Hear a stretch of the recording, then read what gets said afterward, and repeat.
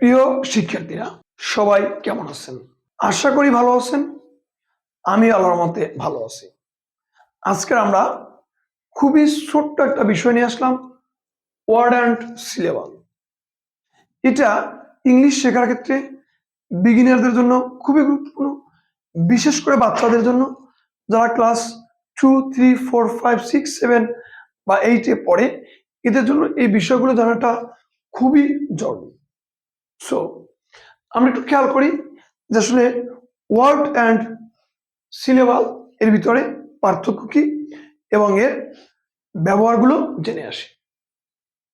এখানে বলা হয়েছে যে একাধিক লেটার বা বর্ণ মিলিত হয়ে যখন কোনো পূর্ণাঙ্গ অর্থ প্রকাশ করবে তখন তাকে ওয়ার্ড বলা হবে। ওয়ার্ড কি? ওয়ার্ড কিন্তু বললেই হবে না, একাধিক লেটার মিলে অর্থ প্রকাশ করতে হবে। যেমন আমি বলি যে PEN, 3টা লেটার মিলে একটা অর্থ দিচ্ছে, বলি NEP বা ENP, কোনো অর্থ না দিলে এটা কিন্তু লেটার হবে না। লেটার হতে গেলে একাধিক, ওয়ার্ড হতে গেলে একাধিক লেটার মিলে যখন অর্থ প্রকাশ করবে তখন সেটা একটা ওয়ার্ড হবে। তাহলে দেখেন, এটা সুপার নোট বলা হয়েছে। কোনো কোনো সময় একাধিক একটি লেটার দিয়েও একটি ওয়ার্ড হয়। খুবই গুরুত্বপূর্ণ কথা, একটি লেটার দিয়েও একটি ওয়ার্ড হতে পারে। যেমন আই একটা ওয়ার্ড, বা বাংলা অর্থ আমি যখন হয় তখন আই একটা ওয়ার্ডের কাজ করে। অর্থাৎ আই অর্থ যখন আমি হয় তখন আই একটা লেটার না, আই একটা ওয়ার্ড হয়ে যায়। ঠিক তেমনি এ অর্থ যখন একটি হবে তখন এ একটা ওয়ার্ডের কাজ করবে। এরকম একটা লেটার দিয়েও একটা ওয়ার্ড হতে পারে যদি একটি ওয়ার্ডের মতো সে অর্থ প্রকাশ করে। এবারে আসি সুপার নোট। এখানে শুধু কনসোনেন্ট দিয়ে কোনো ওয়ার্ড গঠিত হয় না, যদি হয় তখন সেই ওয়ার্ডে WY সেমি ভাওয়েলের কাজ করে।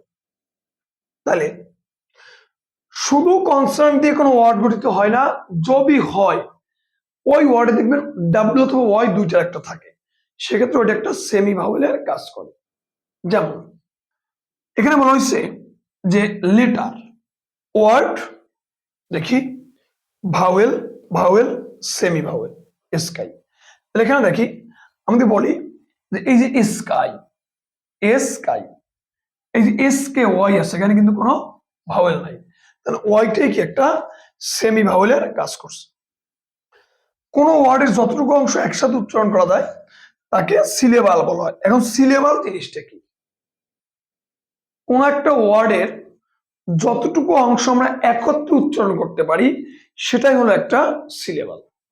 তাহলে একত্রে আপনি যতটুকু উচ্চারণ করতে পারবেন সেটাকে বলা হয় সিলেবাল। যেমন আমি তো বলি যে প্রেপোজিশন, প্রিপোজিশন, এই দেখেন প্রি, PUSI, পজিশন, টিশন, এই যে প্রি, এটা একটা সিলেবাল, জি একটা সিলেবাল, শন একটা কি, শন একটা সিলেবাল। তাহলে এরকম করে একটা শব্দকে আমরা যতটুকু অংশ একত্রে একটা শব্দের উচ্চারণ করতে পারি সেটাই একটা সিলেবাল হিসেবে ব্যবহৃত হয়।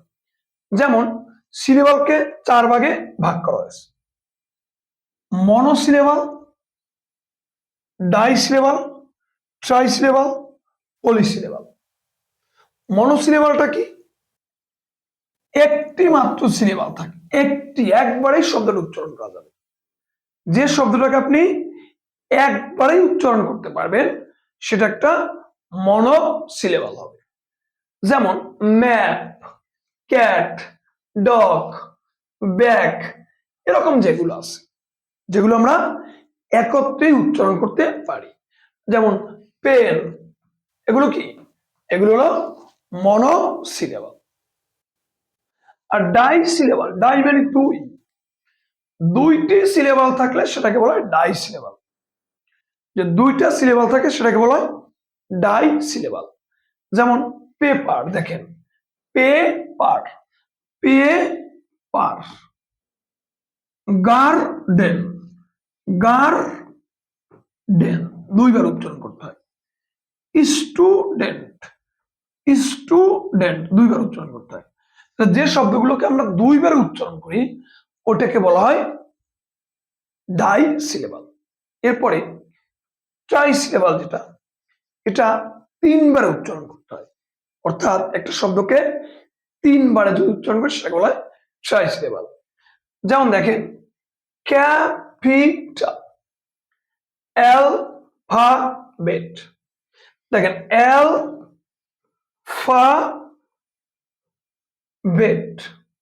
এই যে অ্যালফাবেট তিনবার, ক্যাপিটাল, এরকম তিনবারে যেগুলো উচ্চারণ করা যায় এগুলোকে আমরা ট্রাই সিলেবাল বলি। এরপরে যে বিষয়টা রয়েছে সেটা হলো পলিসিলেবাল। পলিসিলেবাল কি? তিনের অধিকবার উচ্চারণ করতে হবে।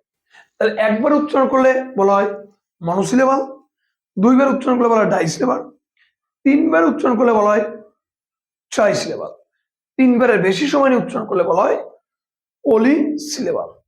তাহলে তিনবারের অধিক সিলেবাল থাকলে সেটা পলিসিলেবাল। যেমন ম্যাটারিয়াল, ইন্ট্রোগেটিভ,